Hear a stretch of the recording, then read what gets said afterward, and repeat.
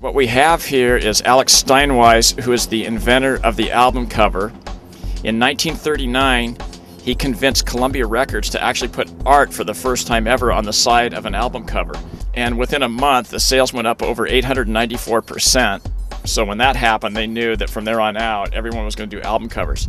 Alex Steinweiss subsequently did 800 album covers for Columbia, and he did over 1,200 for other record companies.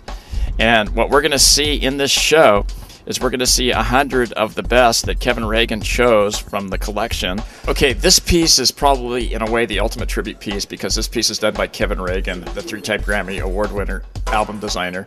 And he's the guy that when he met Alex Steinweiss was so surprised that he was still with us that he just couldn't believe that he was so unrecognized by the mainstream art world and even in the design world because he had created so many albums. So anyway, this is kind of his tribute piece where from the bottom of his heart he really thanks Alex.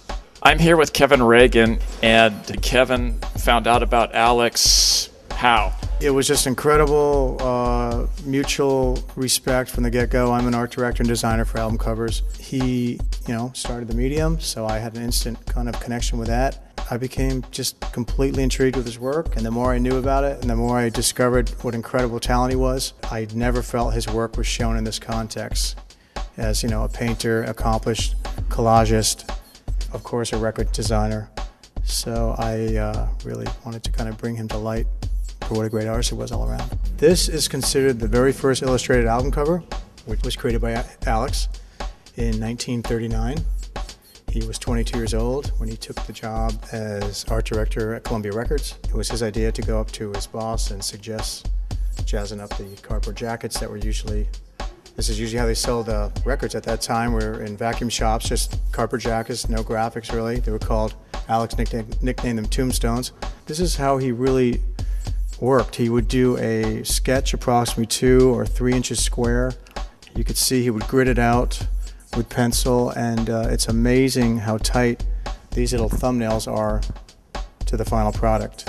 Some people think, well, didn't he do the final illustration as you see it as an album cover? And no, it wasn't done that way. He created as a thumbnail, and then all these main elements were on separate overlays, and they were each separate plates, and the lithograph, it was printed much like it is today, separate colors, and the combination of all the separate printing is what made that process. He used to just throw these away evidently, and I heard from his wife that she ended up having a cigar box on the side and just threw these sketches in the box, where he was just, as he was finished with a project, would just toss them out. And he agrees now that was a pretty amazing thing to do, because had she not done that, I mean, it's pretty remarkable to see the original sketches with the final, and he could have thrown those all away.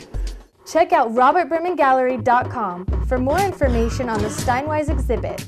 Another tribute artist that is here is Billy Gibbons. A lot of people they know about his musical career, but they don't know about his art career. And he did a really nice tribute piece for Alex Steinweiss. Billy, could you please tell us what you were thinking when you made this piece? Well, yes. First of all, this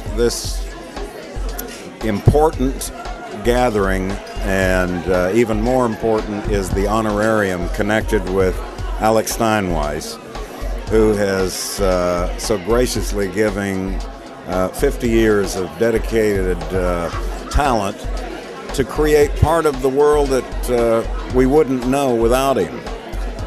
The inventor of the album cover and the art to go with it. Long gone was the brown paper sack with a piece of vinyl inside, and of course the invitation caught my interest immediately when your name, Greg Escalante, goes together with a project. I know that something of value is in the air, and if you just take a quick look around this very room, you can see how just how important it is. I created a couple of what I called works in progress, also as a tribute to Alex Steinweiss' 90th birthday. It's the street slang spelling of the number 90, and along to go with that are a couple of streamlined speeding car images to suggest things are still going forward. Hey, this is Billy F. Gibbons, your ZZ Top bearded boy, and you're watching OC Red.